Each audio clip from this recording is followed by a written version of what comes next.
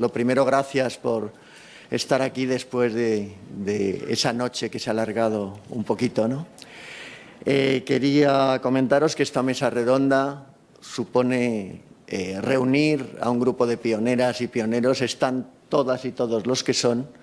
Kelly es un poquito más joven, pero está incorporada también a esta mesa de pioneros, porque en un principio habíamos planteado que todos superáramos y todas los 65 hasta la edad de 80, 85 años, ¿no? Entonces, ese es el único criterio. Hay muchos más pioneros y pioneras en este país que merecerían estar aquí, pero el tema es que, bueno, pues para una mesa tan numerosa como esta, pues hemos visto que podía ser representativo, ¿no?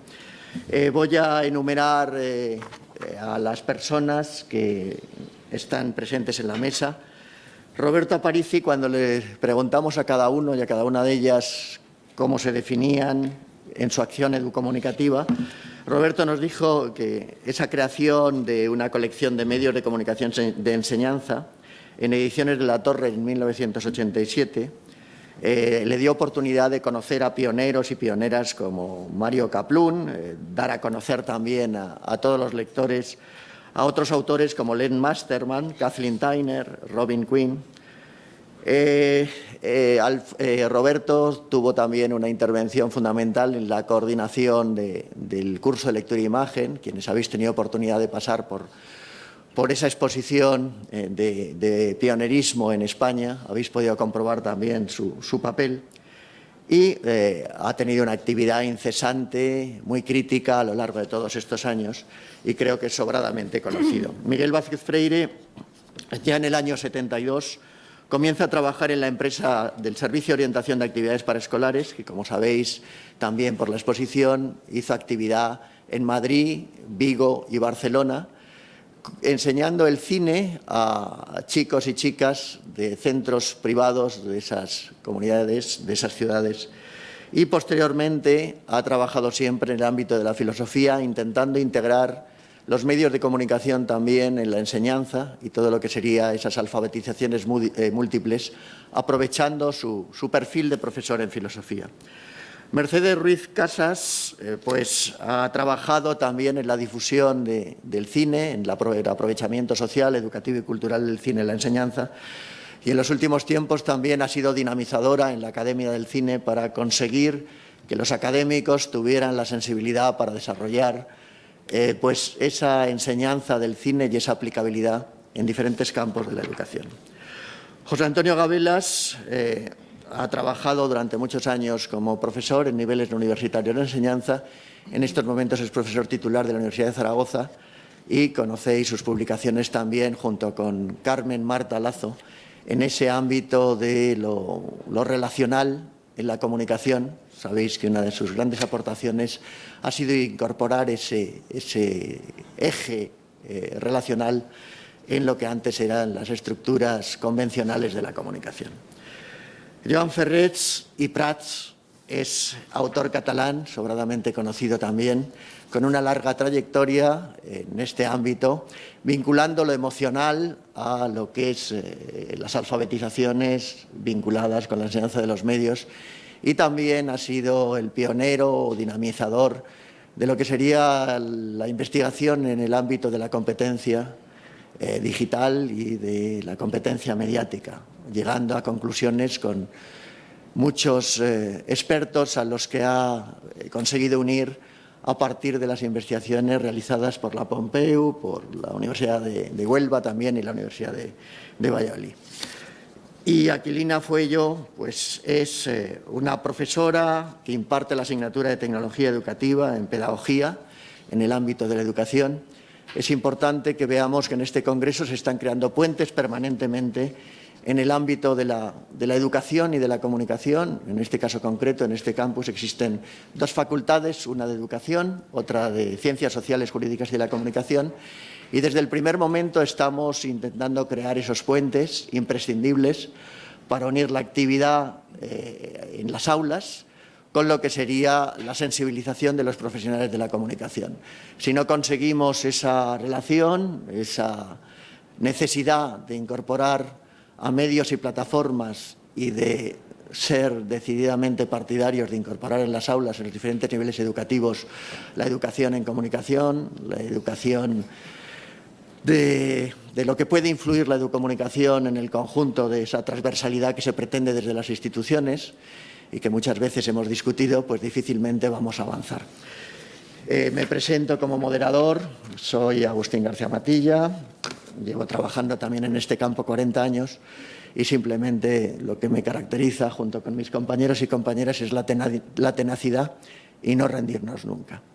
Y dicho esto, vamos a dar pie a una pregunta múltiple que sería ¿qué debemos rescatar del pasado con moderación y cómo hacer una educación que piense en presente y en futuro? Una educomunicación práctica, aplicable, que sea innovadora, que no repita los mismos tópicos de siempre, después de lo que estamos viendo en este Congreso y lo que hemos podido ir alimentando en nuestras sensibilidades también con las aportaciones de este Congreso. Pues si queréis, seguimos ese mismo orden o si alguien quiere alterarlo porque tenga alguna cosa que justifique esa ruptura de la linealidad. Y inmediatamente, después de unas intervenciones breves, daremos la palabra a la sala, porque en el Congreso sabéis que lo que pretendemos permanentemente es esa coparticipación, esa cocreación con todos los integrantes del Congreso. Muchísimas gracias. Pues tienes la palabra, Roberto. Gracias, Agustín. Buenos días. Mi tarea empieza hace 40 y tantos años como educomunicador, alfabetizador en medios audiovisuales.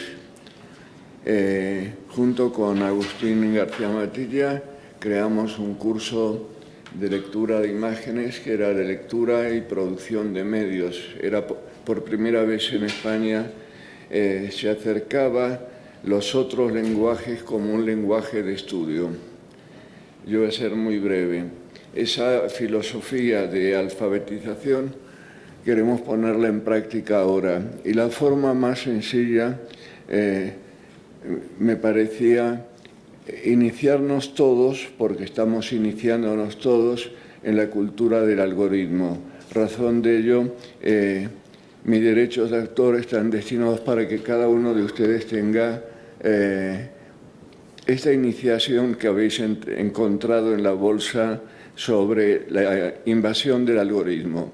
Es el ABC que hemos realizado un grupo de autores y que luego el profesor Gabelas va a continuar seguramente con este tema. No podemos quedarnos en los parámetros que usábamos en los 80 o en los 90. Es decir, ahora son otros lenguajes y tenemos que pensar los algoritmos como los otros lenguajes. Y esta es una primera aproximación con lenguaje muy simple, muy sencillo, para seguir profundizando en el futuro. Creo que ahora se necesitaría un curso de las características similares al que hicimos hace 40 y tantos años con Agustín y Manuel Valdivia. Es decir, todos los esfuerzos que hagamos están bien, pero son insuficientes porque no responden a este tiempo. El lenguaje audiovisual, sí, pero está manejado además por otro tipo de códigos. Tenemos que empezar a alfabetizarnos en los otros lenguajes. Las plataformas, los algoritmos, Big Data, para ir empezando. Mientras que la cultura del siglo XX estaba marcada de alguna manera por Foucault, desde el punto de vista del control, ahora desde el punto de vista de la vigilancia que se realiza a través de móviles, a través de ordenadores, a través del algoritmo que no vemos, pero sabe nuestros movimientos. Entonces, ¿qué hacer? Todos los conocimientos que tenemos del pasado no es aplicarlos ahora, porque no se puede aplicar, es otra cultura, son otros códigos. Empezar a alfabetizarme. Y os invito a empezar a alfabetizaros. Muchas gracias, Roberto. Tiene la palabra Miguel Vázquez Freire. Bueno, lo primero decir que para mí es un honor estar aquí rodeado de esta gente, amigos que admiro muchísimo, que han desarrollado una trayectoria tan extraordinaria en este campo, ¿no? Y bueno, yo lo que quiero aportar es una perspectiva de alguien que siempre ha trabajado, me vais a permitir que lo diga así, en la base. Yo siempre he sido profesor. En el año 72, cuando comencé como profesor de cine, empecé trabajando con alumnado de enseñanza infantil y primaria. He pensado mucho, decía antes, con los compañeros, qué forma darle a esto, y he optado por una forma narrativa. Os voy a contar unos datos biográficos de los cuales creo que se puede extraer una respuesta a la pregunta que nos ha propuesto Agustín. Entonces, como decía, empecé pues, como profesor de cine en unos años que era algo absolutamente extrañísimo, ¿no? Yo creo que solamente estábamos en España, SOAP en Madrid y Drag Magic en Cataluña haciendo eso, ¿no? Y bueno, pues fue la primera experiencia maravillosa por un lado y frustrante por otro. Frustrante porque duró lo que duró, muy poquito, y entonces, bueno, pues tuve que preparar oposiciones y acabé de profesor de filosofía a comienzos de los años 80 en Galicia. Bueno, en el año 79-80 empecé a dar clase de filosofía y lo tenía muy claro. Yo quería seguir incorporando la imagen y eso no estaba presente en ningún espacio curricular. Y entonces os voy a contar una historia muy curiosa, pero que al final son batallas que hay que dar así de sencillas. O sea, me fui directamente a buscar al director general de enseñanzas medias de Galicia, de la Comunidad Gallega, en ese momento, que se llamaba el señor Almuiña. Y le dije, oye, mira, que en Castilla están haciendo una cosa que se llama EATP de imagen y sonido, ¿recuerdas? Y aquí en Galicia no la tenemos. El tío me mira y dice, oh, chaval, oye, pues ya me estás haciendo un currículum. Y yo le hice allí, bueno, entonces no se llamaba ni currículum, una programación. Y yo le hice la primera programación de la materia EATP, imagen y sonido, y empecé a dar EATP, imagen y sonido. Y entonces os voy a contar primer obstáculo.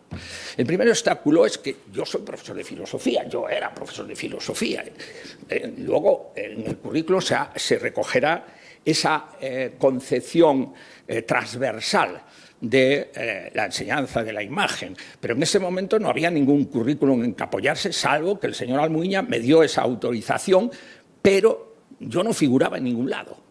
Eso se aprobó en el DOC, el Boletín Oficial de Galicia, pero no figuraba mi nombre en ninguna parte, ni figura, ¿no? Entonces, cuando yo me he presentado para dar esas clases en mi instituto, el profesor de plástica y visual dijo, pero esto es mío. Y yo le dije, bueno, pues si quieres darlo, me parece muy bien, porque yo estaba de acuerdo que eso, porque lo había yo escrito además en el currículum, que digamos que el área de conocimiento más próxima a la imagen y sonido era de plástica y visual, pero ese señor no había tenido nunca interés en hacerlo. Y de repente se empeña en hacerlo. Yo el primer año que lo hice tuve, me vais a permitir que lo diga así, un gran éxito con los chicos, siempre me pasó eso. Con los chicos funcionaba de maravilla. Pero cuando este señor lo cogió y empezó a aplicar, digamos, su concepción característica de cómo tenía que ser un aula de enseñanza de plástica y visual, los chavales escaparon. Y al final el director me llama y dice, oye, mira, que lo deja, cógelo tú otra vez. Bueno, esto es una experiencia que se va a repetir y que yo creo que es muy significativa de un tema. ¿Por qué cuando después, a partir de la LOSE, sí que ya se incorpora en el currículum formalmente a los contenidos relacionados con la imagen y se plantea esa transversalidad, resulta que las experiencias de trabajo en el aula con la imagen, que como digo, son muy exitosas con los chicos, no tienen una continuidad en el tiempo, porque se basan exclusivamente en el voluntarismo de algunos profesores que no encuentran apoyo ni en la administración, ni en los colegas, en los claustros, ni en las familias, que te dicen, bueno, eso es muy bonito, pero eso de la televisión, mi hijo ya sabe ver la televisión. ¿Para qué necesito una clase para ver la televisión? Digo, ya, que no se trata de ver la televisión. Dejamos ahí la pregunta, Miguel, como el enunciado de pregunta. ¿No me dijiste que tenía 5 minutos? Cierra, sí. Pero aún no son 5 minutos. Hacemos No, ya iba cerrando. Sí. Ya iba cerrando, perdón, Agustín. Estaba siguiendo el reloj para poder cerrar mi relato, ¿no? Entonces, yo lo que quiero concluir es lo siguiente. A mí me parece que tenemos que ser optimistas, porque la Administración ya lo ha recogido y los que empezamos a trabajar, trabajamos contra la Administración. Ahora la Administración ya lo ha recogido. Entonces hay una parte de optimismo. La otra parte es qué tenemos que hacer para que eso se transforme en un currículum sólido, en que el profesorado sepa qué contenidos tiene que trabajar en el aula y que no se apoye exclusivamente en el éxito que vayamos a tener con los chicos, que, como digo, siempre lo tenemos, porque los chicos, el alumnado, no es quien crea el currículum. Quien crea el currículum son los adultos, es la administración, es el profesorado. Y entonces, si no hay un profesorado vinculado y comprometido con este trabajo, con continuidad, y no tiene un apoyo suficientemente sólido de los claustros y de la administración, volveremos a estar en esta situación de intermitencias constantes. Ahí sí lo dejo. Muchas gracias, Miguel. Tiene la palabra Mercedes Ruiz. Buenos días. Lo primero, gracias por estar aquí, porque sin público no hay mesa, y eso creo que siempre es de agradecer. Yo agradezco a Agustín que haya rescatado del pasado a la mujer. Ahora dibujáis mi cara y dibujáis mi nombre, porque soy las que estuvimos y soy las que estáis. Somos las grandes invisibles en educación, seguimos siendo invisibles en los eventos, pero sin nosotras la educación, no por nada, sino por estadística pura y dura, que como estamos en un sitio científico y hay que buscar los datos, se buscan en el Ministerio. Os invito a que veáis las últimas estadísticas de mujer en educación. Sin nosotras no es posible ningún tipo de cambio. Ni lo fue antes, ni lo es ahora. Por otro lado, rescato del pasado lo que hizo ayer Alfonso. Me encantó. Hay que romper absolutamente todos los relatos del pasado, porque ya fueron de un pasado y de un contexto. Yo tuve un contexto, pero fue el mío, no es el de ahora. Y no sé por qué tenemos miedo a todo lo que está sucediendo con la inteligencia artificial, porque creo que son relatos, como bien nos dijeron el lenguaje, y ese relato solo nos está ofreciendo el espejo de los hombres y la sociedad que somos, porque los programan hombres y cuentan relatos que les hemos contado, nada más. Ahora le damos la importancia que queramos y lo cambiamos como queramos. Para cambiarlo, con los algoritmos yo no tenía ni idea y me costó muchísimo porque también estoy en el campo de qué pasa con la robótica, no sé. Y los ingenieros me enseñaron un proceso y de repente digo, anda, pues eso es con lo que vivimos las mujeres desde hace un montón de años. Es una receta de cocina y es como nos organizamos cada día. Luego la mente de mujer hace falta para pensar ese relato. ¿Y qué pasa con los algoritmos? Porque el algoritmo, recuerdo, es humano. Entonces, rescatemos todos los lenguajes, porque estamos hablando del audiovisual, pero también habría que hablar del computacional, que también influyó en el pasado. Y, por último, lo que nos has pedido, que qué aportamos para el futuro, yo creo que en mi generación, y quizás ahora también en alguna parte del sector joven, solo que no está aquí sentado, por tanto no podemos saber su opinión hoy, porque no están aquí los alumnos, pero cuando les preguntas, creo que la ilusión, la pulsión de querer hacer algo y sobre todo soñar siendo resistentes a los noes que tanto vemos cada día, es lo que hará que progrese o no esto que estamos trabajando hoy en esta mesa y que se está trabajando en el Congreso. Hace falta un nuevo relato que pase del pasado para romper lo que no vale y que de alguna manera le enseñemos a las máquinas unos nuevos relatos con valores humanos. Es lo que me parece que hay que avanzar. Muchas gracias, Mercedes. Tiene la palabra José Antonio Gabelas.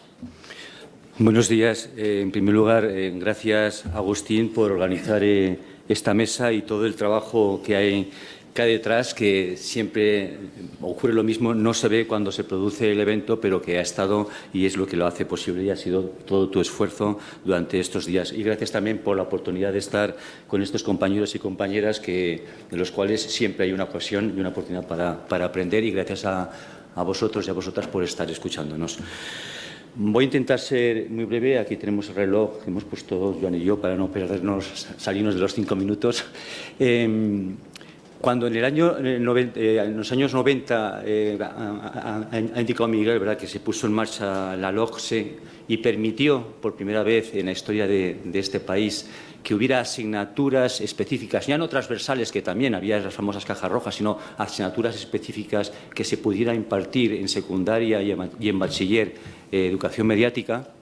Pues eso fue una gran oportunidad, y gracias al enorme trabajo de Roberto, la colección Quirón, que la habéis visto en esa espléndida exposición de pioneros dedicada a Mario Kaplún, que está en este congreso, pues esa colección Quirón fue recogiendo varios materiales, y entre esos materiales, pues aparte de los materiales que todos conocemos de la imagen trabajado por Roberto y por Agustín y algunos más, pues también se trabajó medios tradicionales como la televisión, y apareció ese librito La televisión aprende conmigo, que fue un material que se estuvo aplicando durante 16 años en España y en las asignaturas de secundaria y en bachiller.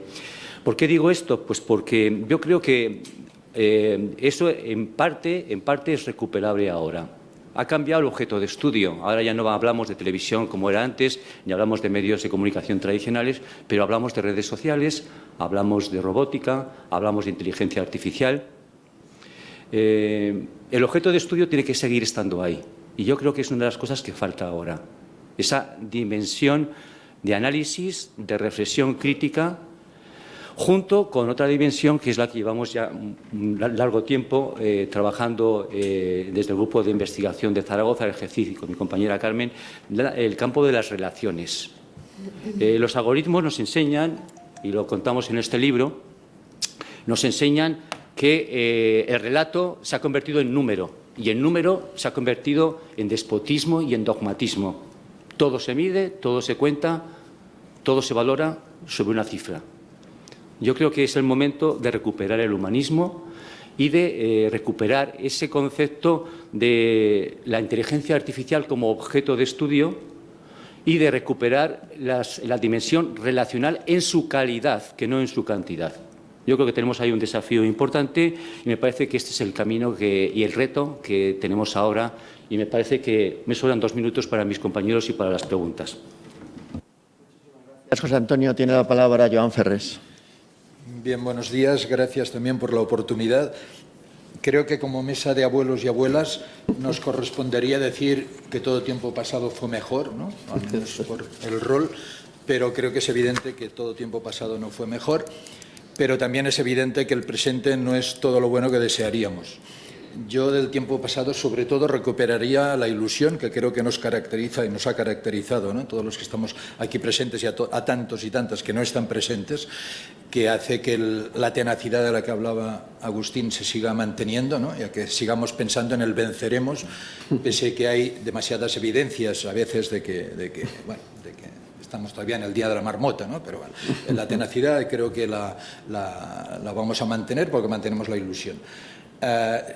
Sí haría, a pesar de que es cierto lo que decía Miguel, de que hay pasos y que verdaderamente en los nuevos planes de estudio pues está el concepto de educación mediática y tal, pero creo que en general, yo al menos a título personal y creo que colectivamente nos tenemos que hacer la pregunta de que hemos fallado en nuestra habilidad de vender la moto a nivel de ministerio y todo esto. Es decir, creo que no hemos sido capaces de hacer comprender la importancia, de conseguir que esté incorporada con el rigor, pese a los pasos que se están dando, con el rigor que haría falta. creo que sigue siendo una asignatura pendiente fundamental el plantearnos esa exigencia y vinculado a eso el plantearnos la exigencia de, como mínimo, valga la redundancia, los mínimos que debería haber en esa educación mediática que nos gustaría que estuviera integrada y tal, ¿no? No sé, compatibilizar, acordar en qué tendríamos que poner el acento.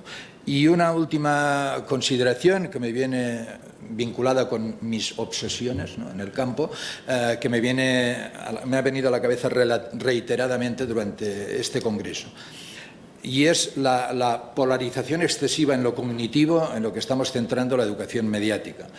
Ya desde la primera mesa, la de las autoridades y tal, se habló la tira de veces del pensamiento crítico y se habló de los objetivos que debería tener la persona competente mediáticamente, que tienen que ver con objetivos básicamente cognitivos, que son comprender, detectar, reconocer, etcétera, ¿no? Es decir, insistimos, que no digo que no sea importante, ¿no? Entonces, comprender, reconocer, detectar los bulos, informaciones reales, informaciones no reales, detectar, por ejemplo, estereotipos, por ejemplo, de género, etcétera, que me parece importante, pero creo que detectando y todo esto no vamos bien en el sentido de que nos quedamos a corto plazo. Muy brevemente, para ejemplificarlo, hace unos años en la Pompeu hicimos una investigación con un programa de alto nivel cultural que seguro conocéis, aunque ahora ya no se emite, que era Mujeres y Hombres y Viceversa, y hicimos unos estudios, focus groups con estudiantes universitarios que lo seguían de manera regular, la mayoría cada día, y un seguimiento de Twitter de hashtags, ¿no? Entonces, ahí había expresiones del tipo, no sé, perdón, pero textualmente, no sé qué hago viendo esta puta mierda, me dan vergüenza ajena, pero lo sigo viendo, no me entiendo ni yo. Es decir, una serie de comentarios que indicaban que todos tenían sentido crítico, todos comprendían, todos detectaban, todos tal, pero seguían viéndolo. Entonces, lo que queda claro es que el pensamiento, la comprensión tal son imprescindibles, pero no son suficientes. Los que nos mueven a las personas son las emociones y, por tanto, lo que habría que conseguir es la actitud crítica. Actitud, en el sentido de drive, es fuerza, es impulso, es tendencia a actuar de una determinada manera, ¿no? La educación en general y la mediática también debería ser un proceso de transformación. Y no nos transforma lo que pensamos, sino lo que actuamos, ¿no? Por tanto, creo que es una lástima que sigamos tan polarizados, tanto en esos discursos como si analizamos nuestros currículums, ¿no?, el de Alfamet, el de la UNESCO. Continuamente hay objetivos de este tipo y pienso que deberíamos dar un paso más. Muchas gracias, Joan. Tiene la palabra Kelly Fuello. Aquí el preceptivo despertador que dice Agustín. Bueno, yo voy a intentar también ser muy breve, pero sí que vais a permitirme dar una pequeña nota narrativa, como decía Miguel, porque para mí es voy a decirlo como lo siento, un privilegio que me hayan sentado en esta mesa, ¿no? No porque no tenga la edad, que vamos, allá me ando, sino porque que te sienten en un momento de tu vida con aquella gente que te enseñó la mayor parte de lo que sabes, que son tus maestros y maestras, que, como decía Agustín, no somos, o sea, los que estamos somos algunos, algunas, pero que hay otros, porque bueno, yo cuando veo, por ejemplo, ahí a Ángel San Martín sentado entre el público, pues en fin, no sé yo si esta silla a lo mejor no te la tendría que ocupar él, o a Karma, que también por aquella época ya estaba dando por ahí el trabajo, ¿no?, en estos temas. O sea, que aquí habría mucha gente. Y luego, escuchando a Agustín, que decía que era como construir un puente, yo pensaba, como ayer vimos el acueducto, somos más un acueducto que un puente, ¿no? El acueducto lleva agua. Y el agua, esto me lo contó Santi, que está ahí un día, que me decía, los estudiantes somos como agua, ¿no?, que vamos pasando por delante de vosotros. El acueducto lleva agua, pero el agua nunca es la misma, ¿no? Entonces, nosotros hacemos nuestro recorrido, pero detrás de nosotros vienen otros y otras, y bueno, pues yo tengo ahí a toda la gente con la que estoy trabajando, a Susana, que también, aunque lejos, hemos hecho cosas juntas. Tenemos que recorrer un camino y tenemos que intentar que los que vienen detrás y las que vienen detrás hagan el suyo con sus propias preocupaciones y sus propias soluciones, ¿no?, que nunca van a ser las nuestras. Yo, cuando empecé a conocer a toda esta gente, la conocí en el PDI+, de allá por no sé los años ¿qué año era eso? No, antes. Sí. Sí. Yo iba buscando porque yo era profesora de tecnología educativa y cuando empezamos a dar tecnología educativa, Ángel lo sabe bien porque también él estaba ahí en ese núcleo inicial. La tecnología educativa era enseñar a usar herramientas a los profesores para que luego las utilizasen en las aulas. Y a mí aquello se me caía de las manos. A las que entonces éramos jóvenes nos cayó ese marrón porque yo, ya que es mi compañera de facultad, sabe bien, nadie quería dar esa asignatura porque eso era algo que a la gente más mayor, vamos, le quedaba muy lejos, ¿no? Entonces, buscando una forma de afrontar esa asignatura, yo llegué a PDIMASE, luego conocí a Roberto Aparici, hice la tesis con él, conocí el curso de Pedagogía de la Imagen, que es algo que yo les llevo diciendo muchos años que hay que reeditar, porque ese curso fue material de uso para el profesorado en los institutos, y me consta, durante muchísimos años, hasta hace 5 o 6, todavía se utilizaba en Asturias para asignaturas que se dan en secundaria. Entonces, yo creo que se hizo una labor, que hay que continuar haciendo esa labor, y esa labor pasa por seguir haciendo esas cosas que hacíamos entonces, pero desde luego en los nuevos escenarios, con nuevos enfoques metodológicos que incluyan, como decía Joan, herramientas no solo para pensar, sino también para sentir lo que hacemos y cómo nos vinculan las emociones a eso que hacemos. Ayer Santi también lo explicaba, ¿no? Los medios en la sociedad del capitalismo digital, los medios que consumimos son expertos en emociones, ¿eh? Nuestra vinculación con ellos viene a través de esas cargas de dopamina que obtenemos cuando nos dan un like, cuando nos comparten, cuando nos comentan, y eso hay que saber analizarlo y trabajarlo con los estudiantes. Yo entonces lo que descubrí fue eso, un enfoque en el trabajo de todas estas personas. Joan Ferrés también tenía un libro que usamos, Carlos lo sabe porque lo hacíamos en clase, que se llamaba Televisión y Educación, y analizábamos, entonces tú también hacías aquello del análisis, y analizábamos series, y me acuerdo que analizamos en la época de Carlos, yo creo que era Compañeros, y analizábamos series y nos dábamos vueltas allí con los consumos que hacía la gente desde una perspectiva posiblemente muy cognitiva, pero también un poco tocando esos afectos y esas emociones, porque, como decía Miguel, a la gente le encantaba la asignatura. Está mal que yo lo diga porque parece que me arrogo el mérito, pero no es así. Quiero decir, yo creo que la asignatura tenía mucho atractivo, ¿no? Porque era la primera vez que se salía un poco de lo académico, lo formal, y íbamos a lo que las chicas y los chicos estaban trabajando, estaban consumiendo, ¿no?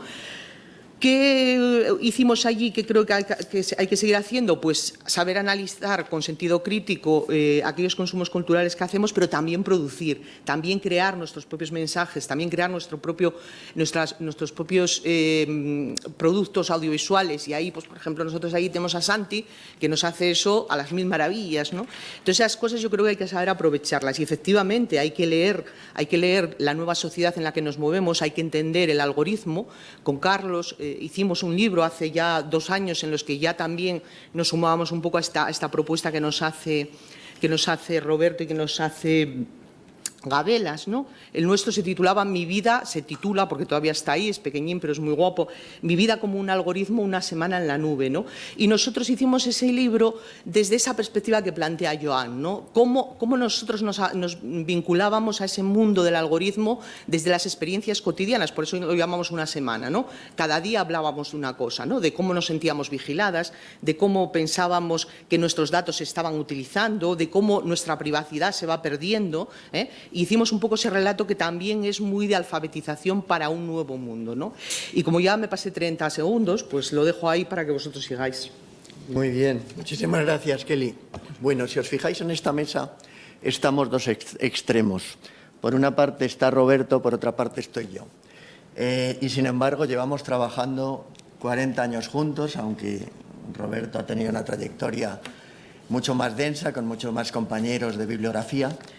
Pero, de alguna manera, lo que quiero comentar es que, gracias a que Roberto ha sido siempre una mosca cojonera, a que ha estado en la alternativa de la educación mediática, que no se ha dejado comprar por lo que es la búsqueda de la cátedra, que en la Universidad Española es la aspiración máxima. Él no es catedrático, yo soy catedrático, él no ha aspirado a puestos directivos, hemos podido hacer cosas porque en la dirección técnica yo llegué a ser director técnico y pudimos sacar el curso Lectura e Imagen. Ahora, como veis, soy vicerrector. Pero a lo que doy importancia, sobre todo, es al vive como piensas para no tener que pensar como vives. Una frase de Bergamin. Y, por otra parte, algo que el filósofo Emilio Lledó siempre ha planteado. La libertad de expresión no sirve para nada si no hay libertad de pensamiento. Y en ese sentido estamos uniendo la filosofía de los grandes popes de la filosofía de todos los tiempos con lo que es la praxis del trabajo en educación y en comunicación. Cuando llego aquí después de 40 años de trabajo casi, pues me encuentro a un grupo de profesionales de la educación y de la comunicación maravillosos. ¿Qué es lo que podemos plantearnos en una vida de trabajo en la educomunicación? Que lo primero es lo personal, lo primero es la emoción de pensar que frente a una universidad que crea guetos, que crea compartimentos estancos, en donde los departamentos son una competición permanente para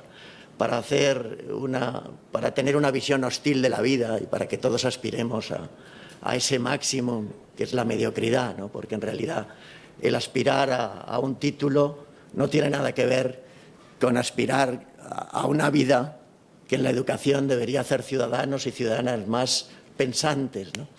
Como antes comentaba también Joan. Después de esos 40 años de trabajo conjunto, habría de plantearse la pregunta de ¿para qué vale la educación? ¿Para qué vale la comunicación? Y la educación y la comunicación valen para ser seres humanos felices, mejores, solidarios y que busquen una cultura de paz. Y ese es mi resumen del trabajo que venimos haciendo desde hace más de 40 años. Eso sirve para encontrar a seres, hombres y mujeres maravillosos que siempre nos van a acompañar en la vida. No hay dinero que pague eso. Y si conseguimos desde la educación transmitir ese mensaje, algo que ayer en la mesa redonda donde había un general dando una información sobre desinformación y nos encontramos que un general, con el estereotipo habitual con el que identificamos los generales, da 1000 vueltas a partidos políticos en donde a un lado y a otro se ponen la camiseta de qué hay de lo mío, o hacemos esa revolución ética, estética y política que nos dice que la verdadera transformación es partir del ser humano, hacer preguntas a los jóvenes, niños y niñas que, como hemos dicho muchas veces, tienen su educación sexual a partir de la pornografía y en los centros educativos nadie se hace cargo y los padres y madres más conservadores dicen que a mi hijo no le eduque nadie. Si no tenemos clara esa visión de la humanidad, de la educomunicación como una transformación, sí, transversal, pero pensando que debemos partir del ser humano, nunca vamos a transformar. Este es mi mensaje, después de estar con seres maravillosos, de seguir militando en esa cultura de la dialéctica, pero de la dialéctica de un humanismo transformador. Y la palabra la tenéis vosotras y vosotras para ver qué estamos aprendiendo en este congreso, porque queda más tiempo para vosotras que el que hemos tenido nosotros, porque ya hemos tenido toda una vida para discrepar, para ser solidarios, para estar en este trabajo que es emocionante, porque la educación es emocionante, porque la comunicación, no puede haber educación sin comunicación, no puede haber educación sin solidaridad, no puede haber educación entre ese amor entre hombres y mujeres que es transformador fundamentalmente.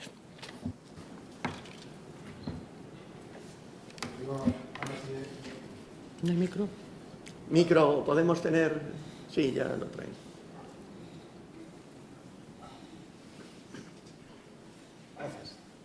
Hola.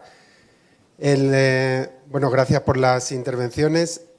A mí me queda una duda con todo esto que también se ha dicho en la mesa, que es el Día de la Marmota. Y es que en el congreso anterior que estuve aquí se oyeron cosas muy parecidas a las que se están oyendo ahora. Y bueno, yo que no llevo tanto tiempo, llevaré como 15 años con esto, estoy viendo lo mismo una y otra vez. Y es que al final eso no sale fuera. O sea, desde hace 15 años es ilegal poner en un aula española una película. Sigue siendo ilegal. No se pueden poner películas. Eso, ¿en qué cabeza cabe? ¿Cómo vas a educar hacia el cine? ¿Cómo vas a educar hacia nada si lo que haces es ilegal? Entonces, los estudiantes deberían ver las películas en su casa, que reflexionen en su casa, que vuelvan y en el aula se trabaje eso, claro. ¿Cómo? Si ayer le quería preguntar a los legisladores, pero no estaban. ¿Por qué no se hace eso en una ley? ¿Por qué todo lo que dicen ustedes, porque aquí más o menos todos pensamos igual, pero por qué eso no se legisla? ¿Por qué eso no sale? ¿Por qué no tiene el impacto de la universidad luego en la sociedad real? ¿Por qué se queda en un espacio tan pequeño? Esa es mi pregunta. ¿Queréis que lo que hacemos es recuperar todas las preguntas para oír a la sala y posteriormente cada uno retoma lo que quiera responder? ¿Os parece? Sí. Sí, ahí hay una. Hola, un saludo. Bueno, para mí es un placer estar aquí y poder compartir, muy agradecido a todas las personas, tanto los coordinadores, Agustín, Alfonso, como el resto de ponentes y todas las que estamos aquí lo hacemos posible, ¿no? Yo la verdad que como el compañero llevo unos 15 años así metido en el mundo de la educomunicación, desde que con Roberto Aparici en la diplomatura de Educación Social pues cursé la asignatura de Comunicación Educativa y Cultura Popular. Eso a mí me marcó, ¿no? Me di cuenta de que realmente era algo que me motivaba. Pienso que coincidimos todos y todas en que se nos ponen los pelos de punta cuando pensamos en cambiar el mundo, ¿no? Ayer hablaba con compañeros en los pasillos y bueno, sobre el tema de los algoritmos hablábamos de bases de datos comunitarias, gobiernos que generen aplicaciones que permitan recopilar datos que sirvan para decirle a la ciudadanía cómo podemos mejorar y ser más felices y ser mejores personas. Eso se podría estar haciendo desde hace mucho tiempo y no se está haciendo. Y tenemos que empujar en ese sentido. Para mí la educomunicación es una forma, es un derecho humano básico, en principio. Todas las personas tienen derecho humano a la educomunicación y al mismo tiempo eso representa que tenemos que luchar y hacer un activismo educomunicativo. Al mismo tiempo, según el tema de la polarización que se ha hablado mucho, es una tendencia que tenemos las personas, el irnos a los extremos, a los polos. Entonces, pienso que necesitamos trabajar la hibridación en todos los sentidos, en todos los aspectos, en todos los niveles. Si queremos alcanzar un término medio, no se trata de estar en medio, se trata de saber movernos cuando haga falta hacia un lado, hacia un polo o hacia el otro, y saber mantenernos en un estado neutral en el que podamos ser felices. Hace falta mucho autocontrol y la educación, por supuesto, es muy necesaria. Por otra parte, para concluir, también pienso que necesitamos pedir ayuda. No podemos, como educomunicadores, educomunicadoras, quedarnos cerrados en nuestro círculo, contando las historias, las cositas que hacemos, teorizando, sino que al mismo tiempo que ponemos en práctica todas estas teorías que ahora requieren una revisión con los nuevos flujos comunicativos que se están produciendo, este nuevo ecosistema mediático, informativo, comunicacional, pues también hace falta que hablemos con esos ingenieros que se han ido de Google porque pensaban que lo que estaban haciendo no estaba bien, que no querían darle a un futuro de la humanidad ese tipo de algoritmo que está controlando, que está gobernando, que está sometiendo, que está modificando conductas y que nos está haciendo conejitos de India, dando vueltas y vueltas y vueltas en el scroll infinito de esa jaula que es el smartphone, deslizando, como la palanca de la tragaperra. Entonces necesitamos que esas personas que han huido de Google sepan que estamos aquí, que necesitamos hablar con ingenieros, con filósofos, con todos los niveles de sectores que tienen esa misma ilusión que nosotras y que nosotros, que se le ponen los pelos de punta por cambiar el mundo, por un mundo mejor. Así que, en ese sentido, propongo una apertura de alguna forma para que se nos conozca y reconozca más, y esas personas que están por ahí perdidas en distintos ámbitos, pensando cómo pueden cambiar el mundo, pues que le podamos decir, oye, estamos aquí, vamos a unirnos, vamos a hacer sinergia, vamos a hacer asociación, colectivos, activistas, educomunicativos, que cambien el mundo.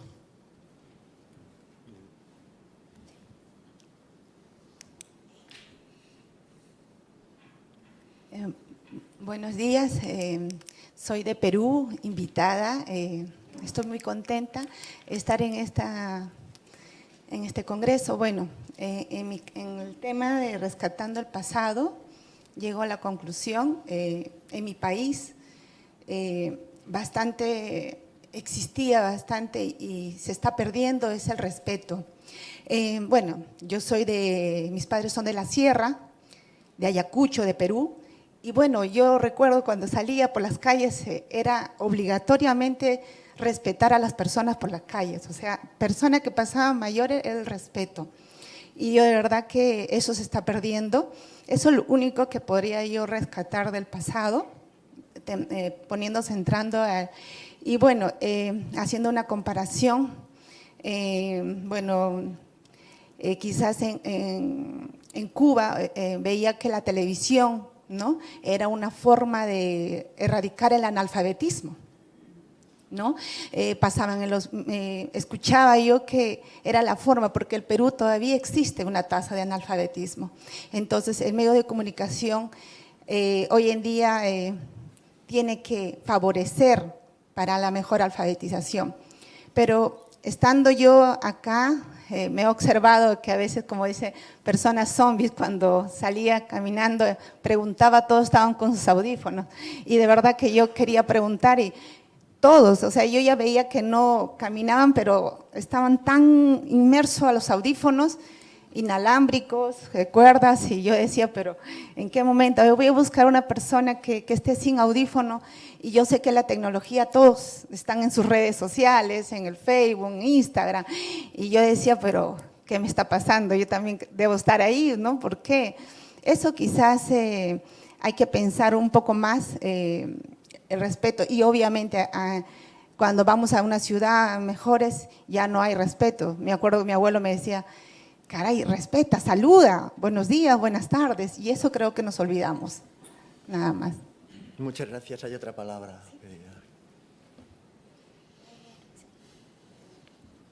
Hola, buenos días. Muchas gracias por vuestras intervenciones. Yo, por resumir, quería un poco plantear hasta qué punto el humanismo y la crítica no están siendo ya un poco bloqueadores de esto que comentaba el compañero, ¿no?, de que no nos permite avanzar y que seguimos hablando de lo mismo, y entendiendo que la base y como el potencial sí que es deseable, pero como si esos paradigmas no son ya parte del pasado y aparte que son imposibles de realizar en esta época cibernética, posmoderna, etcétera, ¿no? Entonces, bueno, ¿qué os parece eso? Y si tenéis, también un poco por lo que decía Joan, ¿no?, de bajar, por decirlo así, a lo libidinal, ¿no?, a lo emocional, ¿qué otros caminos se podrían abrir post-humanistas, post-críticos, digamos, ¿no?, y en qué términos podría ser? Gracias. Gracias. Sí.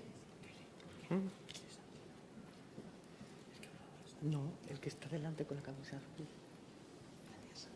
Bueno, yo querría comentar un poco que a veces, por ejemplo, yo desde también mi trayectoria personal y profesional, he sentido que la educomunicación siempre se ha planteado como digamos, como un reto, ¿no?, que siempre inalcanzable, y a veces hemos sido poco sensibles a otros postulados que se han ido produciendo a nuestro alrededor. Por ejemplo, hablo desde la perspectiva europea, yo vengo de Cataluña, de Barcelona, que sería pues todas las posibilidades que tiene pues la educación social, que llamamos aquí, o educación popular en Latinoamérica. También somos un país en el Estado español, sobre todo en los 80 y 90, muy rico en medios comunitarios, en comunicación comunitaria. Desde ahí se han hecho muchas propuestas y muchas actividades que son básicamente educomunicativas, y hemos tenido poca sensibilidad y poco esfuerzo en trazar puentes entre esas experiencias que pasaban en la calle, ¿no?, entre movimientos sociales de base, en movimientos así, podríamos decir, alternativos, y aquello que podía pasar en las escuelas, ¿no? Y creo que la educomunicación es esa oportunidad para nosotras, que montamos un grupo que se llama Teleeduca y que llevamos casi 27 años pues, activas, ¿no?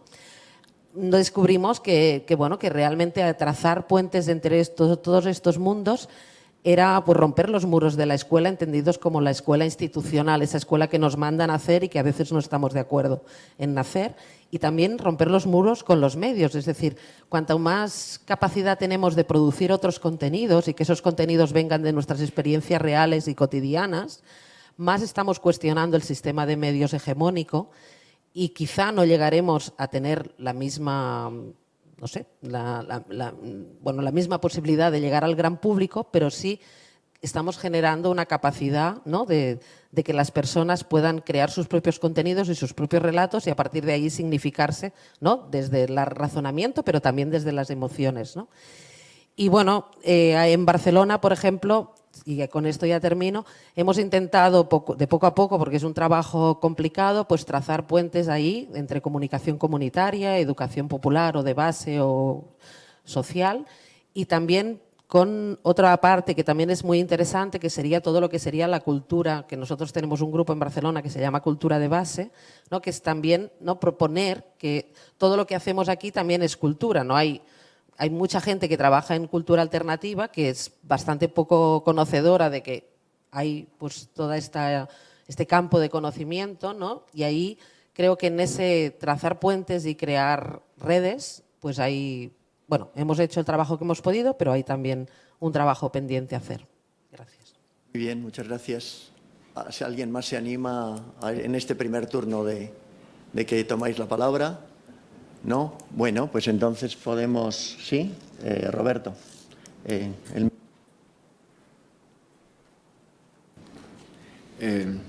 Voy a proponeros no un juego, sino un ejercicio.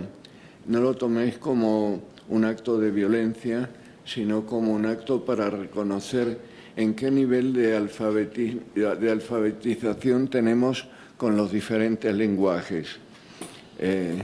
¿Os animáis a jugar a esto? A evaluarnos todos, cada uno de nosotros, qué nivel de alfabetización tenemos en los diferentes lenguajes. Yo voy a hacer... Siempre que sea compatible con la respuesta a las preguntas de la sala, porque estamos respetando la sala. Si es un ejercicio corto, sí, le damos. Sí.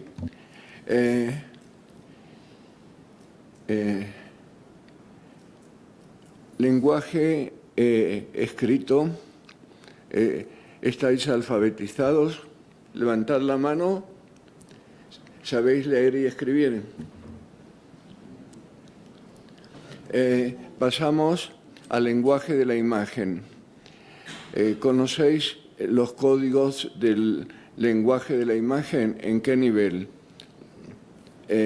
¿Os consideráis muy alfabetizados, poco alfabetizados, no alfabetizados? Muy alfabetizados, levantad la mano.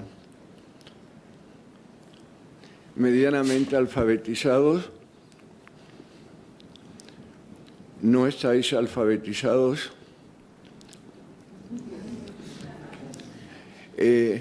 Soy cuidadoso porque no estoy utilizando la palabra analfabetos, porque ahora viene la parte dura. Es decir, estáis alfabetizadas y alfabetizados en los códigos de las redes sociales, qué se mueve en las redes. ¿Qué nivel tenéis? ¿Nivel alto? Levantad la mano. ¿Nivel medio?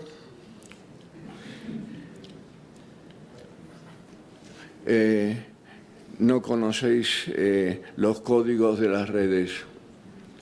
Levantad la mano. Y ahora viene, es decir, con respecto a los nuevos, es la última pregunta, es ¿qué grado de alfabetización tenemos con los nuevos lenguajes, con los algoritmos? Pensemos además que esto no es estático, van a haber nuevos lenguajes en los próximos años. Esto no es una cuestión que va a ser permanente. Esta década es la década del algoritmo. ¿Estáis alfabetizados? ¿Podéis leer cuestiones vinculadas a los algoritmos? ¿Sabéis las dimensiones que arrastra el algoritmo? No solamente la lectura, sino los códigos que se mueven los algoritmos. Nivel alto, levantad la mano, por favor. Sí, Manuel. Nivel medio. Nivel bajo. No conocemos casi nada del algoritmo o somos analfabetos. Tenemos que reconocernos como una comunidad de analfabetos. Vas a citar la palabra analfabetos. Es una palabra muy dura, pero es decir, así que como la palabra alfabetización es positiva, la palabra analfabeto, pero nosotros tenemos que tender a la alfabetización de los nuevos lenguajes. Muchas gracias, Roberto. Vamos a responder las preguntas de la sala, ¿vale? Entonces, escogemos... Sí. A ver, yo voy a responder también muy brevemente, ¿no? Y voy a juntar un poco dos respuestas a dos personas jóvenes que estaban preguntando allí cuando decíais que poner películas es ilegal y que no os podéis explicar cómo estamos todavía así. Bueno, lleva 35 años siendo ilegal, por lo que veo, porque yo no sabía que era ilegal, o sí que lo sabía, pero yo siempre he puesto películas. Quiero decir, igual es que somos una generación muy antigua que bordeamos siempre la legalidad y entonces hemos hecho un poco lo que nos ha venido en gana. Nunca me han detenido. Y si me hubiesen detenido, pues hubiese aprovechado para montar un pollo guapo, ¿no? De que me detienen por poner una película a mis alumnos y alumnas gratuitamente para contribuir a su formación como docentes. Yo creo que hubiese sido una buena noticia, ¿eh? Y con esto enlazo con la segunda pregunta. Decís, parece que estamos en el Día de la Marmota. Bueno, es que en algunas cosas estamos en el Día de la Marmota, pero no porque nosotros no hayamos encontrado soluciones, sino porque la industria ha encontrado soluciones mucho mejores que nosotros para controlarnos. Yo creo que eso forma parte de un pensamiento como muy occidental y muy colonial, de que las cosas tienen un progreso, ¿no? De que vamos hacia, como decía Agus, ganar la revolución. También es que igual somos una generación de perdedores, de perdedoras. Nunca hemos ganado una revolución, pero la hemos hecho. Quiero decir, ¿ganar qué es? ¿Qué es ganar? Lo decía Agustín, ¿ser catedrático en la universidad? ¿O dar clases críticas a tus alumnos aunque eso no cambie el mundo? Bueno, no sé, yo no sabría qué deciros. Yo creo que es un terreno de disputa, el de la educación en general y el de la educación mediática en particular. Lo que se está disputando ahí es la hegemonía. Y, hombre, en una sociedad capitalista que nosotros vayamos a ganar la hegemonía es una cosa bastante dudosa, bastante dudosa. Pero bueno, algunas hegemonías tenemos, ¿no? Porque somos capaces. Yo estaba antes intentando hacer un cálculo mental, pero no soy capaz. Pero si yo calculo en 35 años la cantidad de gente que ha pasado por mis clases, la cantidad de veces que yo he repetido mensajes críticos, si a lo mejor solo un 10% de la gente que pasó por ahí caló ese mensaje y eso hizo que en sus clases hiciese otras cosas, esa revolución no la tengo cuantificada, pero igual es un pequeño cambio, ¿no? Yo, en ese sentido, no soy una optimista por naturaleza, pero no soy tampoco tan pesimista, ¿no?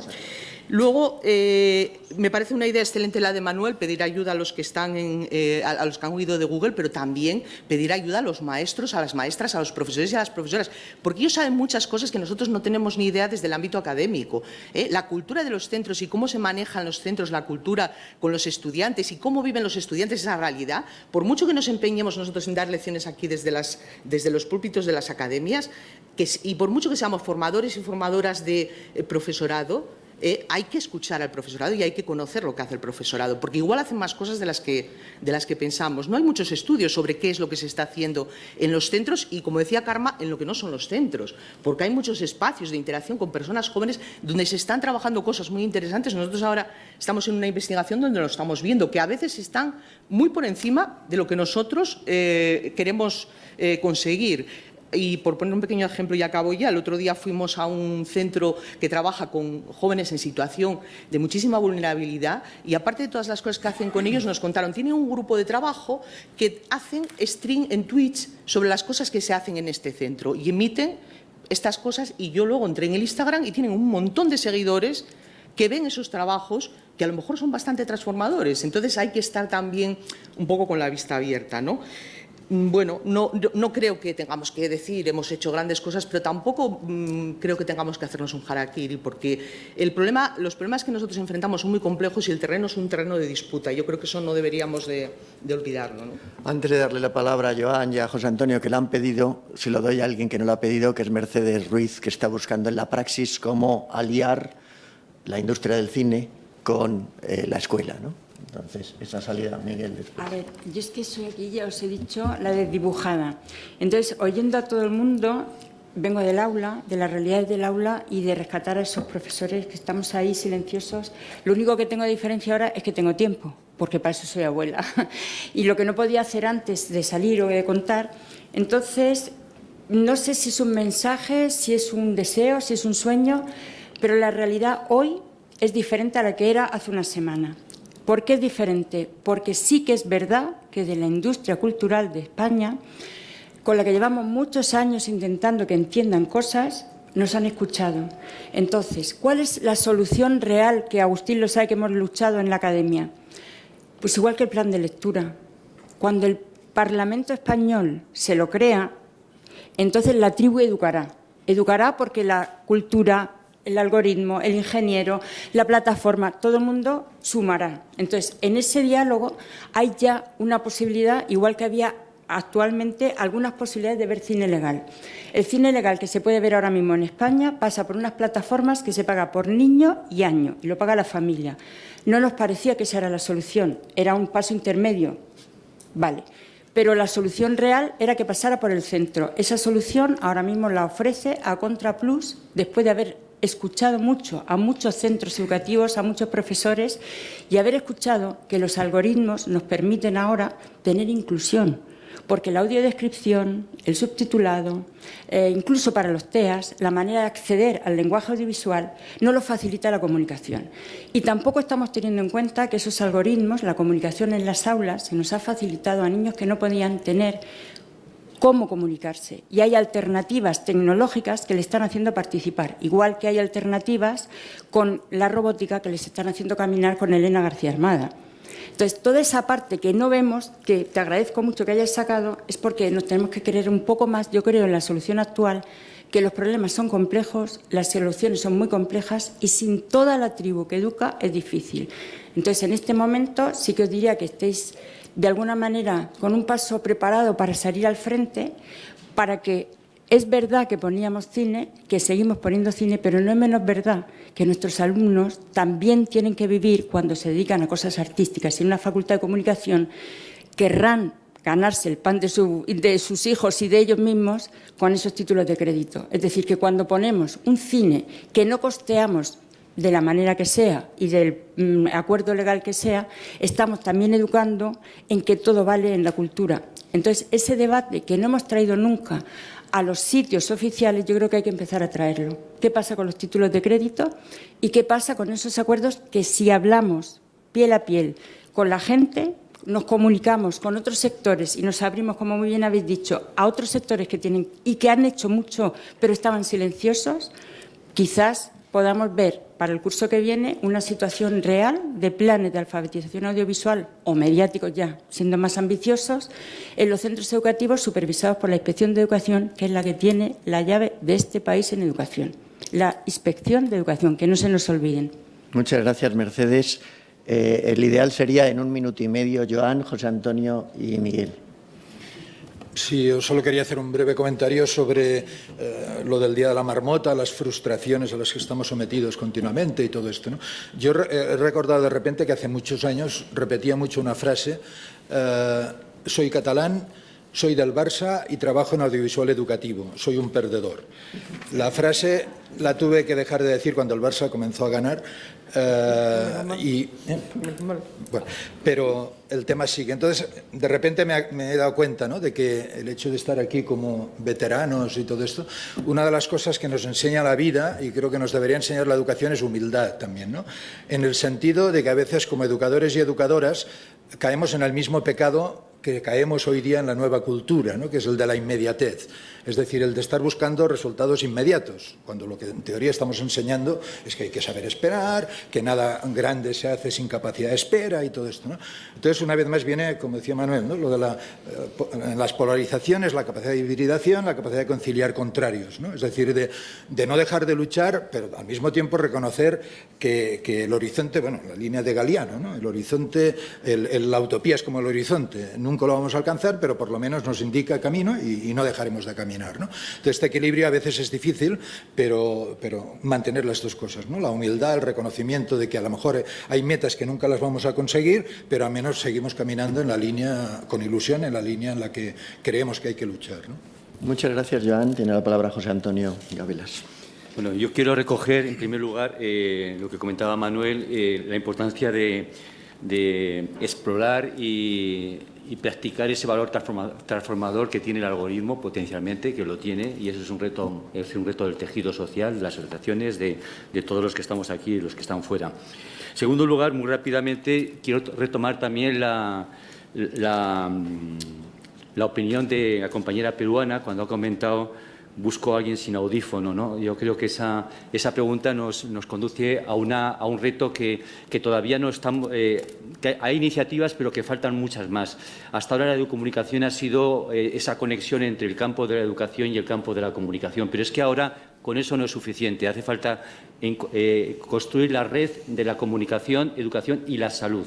Estamos con un problema muy grave de salud mental y física de la ciudadanía. Entonces, eso es un reto que tenemos ahí pendiente y tenemos ya las herramientas, porque la OMS, en la Carta de Ottawa, año 1986, ya puso en marcha el documento de habilidades para la vida, que ahora lo utilizan todos los entrenadores mentales, coach y compañía, y están ahí, los tenemos ahí para trabajar. Y por último, y termino, me ha parecido muy interesante y me ha cuestionado la pregunta que has hecho tú, no conozco tu nombre. ¿Perdón? Pedro. Si realmente con tanto hablar de humanismo y tanto hablar de espíritu y pensamiento crítico estamos construyendo bloqueadores, ¿no? Yo creo que es una pregunta que tenemos que hacernos, y cuando estuvimos con Manuel y Roberto y otros más elaborando este librito que tenéis todos, pues es una pregunta que también nos hacíamos, y a lo mejor es posible que, no volviendo, sino recuperando y recreando los mitos clásicos, encontremos respuestas. Muchas gracias, José Antonio. Tiene la palabra Miguel Vázquez Freire.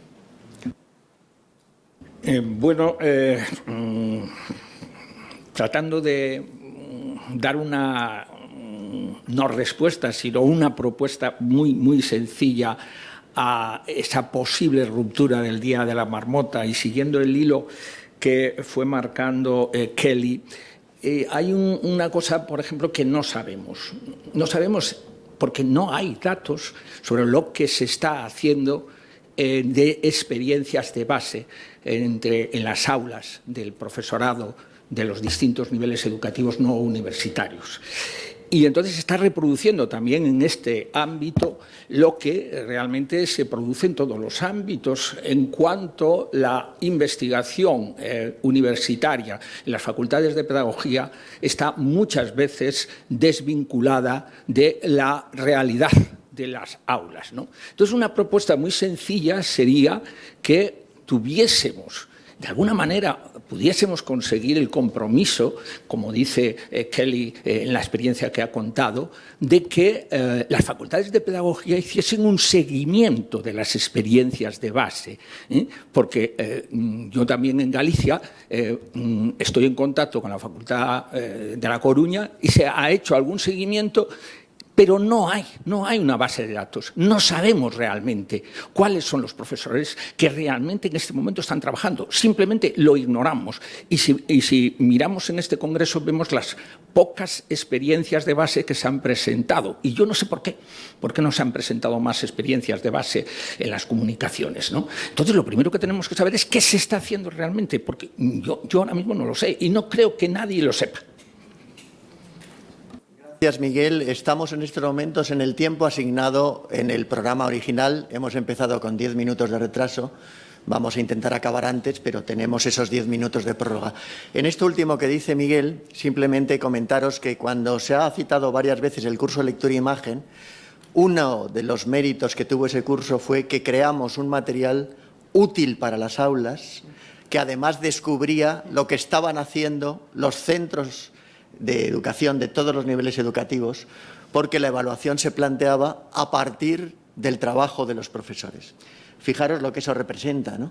Por una parte, un material que no existía, multimedia, cuando el multimedia en el Pleistoceno era unir libros, unidades didácticas, guías didácticas, audiocasetes, fijaros qué nombre exótico, ¿no?